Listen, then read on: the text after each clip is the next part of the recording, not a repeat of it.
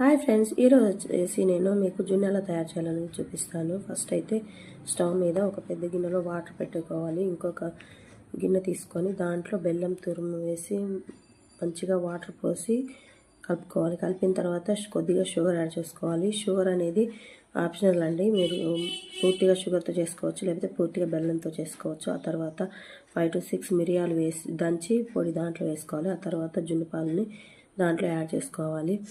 Add చేసుకున్న తర్వాత దాంట్లో కొద్దిగా సాల్ట్ వేయాలండి. సాల్ట్ వేసిన తర్వాత స్టవ్ మీద ఫస్ట్ గిన్నెలో వాటర్ పెట్టుకున్నాం కదా, ఆ గిన్నెలో ఈ గిన్నె పెట్టుకోవాలి. వాటర్లో డబల్ బాయిల్ మెథడ్ టైప్లో పెట్టుకొని దాని మీద బరువు పెట్టుకోవాలి. మేమైతే స్టోన్ పెట్టుకున్నాము. ఆ తర్వాత 10 to 15 మినిట్స్ తర్వాత జున్ను అయితే కుక్ అయిపోయి ఉంటుంది.